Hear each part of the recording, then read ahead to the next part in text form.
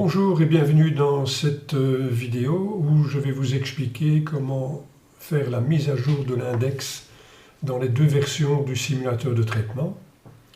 Alors nous allons commencer par la version Google Sheets.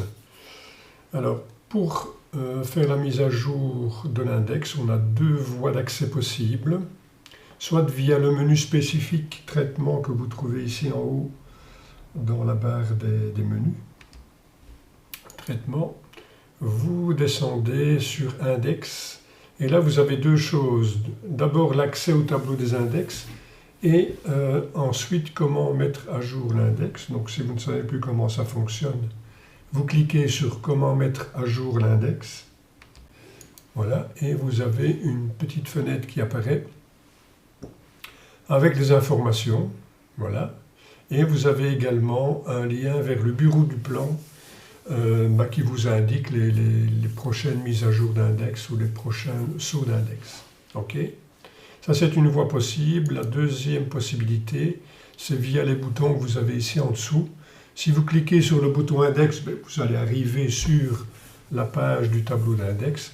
Et si vous cliquez sur le petit i d'information, vous allez de nouveau retrouver le petit encart, le petit pop-up ici, avec les explications. Ok, donc ça c'est les deux possibilités pour avoir des informations. Maintenant nous allons directement aller voir comment faire la mise à jour de l'index. Donc si je reviens par le menu traitement, index, tableau des index, et je vais arriver dans le tableau des index. J'arrive directement à la dernière cellule, en tout cas à la première cellule libre, donc tout à la fin de mon tableau. Et là, il suffit d'insérer la nouvelle date, donc la date de saut d'index. Imaginons que ce soit le 1er janvier 2026, donc je tape 1 du 1 26, je valide, et automatiquement mon index est mis à jour. D'accord? C'est tout simple, il suffit de faire ça. Simplement entrer la date et l'index se met à jour et ensuite vous retournez dans le tableau de calcul par le menu de commande et c'est donc terminé. Si je viens mettre ici comme date par exemple le 12 du 1 2026, normalement j'aurai effectivement, vous voyez, le saut d'index. Vous avez simplement ici un petit attention qui s'affiche pour bien vous montrer que vous n'êtes pas à la date du jour. D'accord? Donc ça c'est évidemment tout simple. Ok?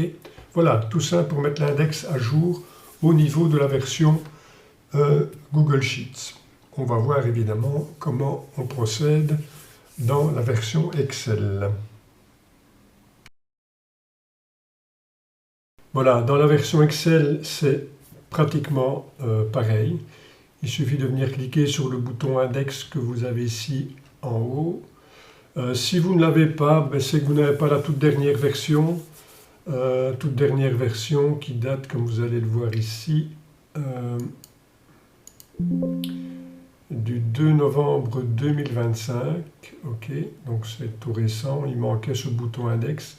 Si vous ne l'avez pas, c'est pas grave, vous n'êtes pas obligé de télécharger absolument la dernière version. Vous pouvez également atteindre la feuille index via l'onglet ici en dessous, tout simplement, en cliquant sur index.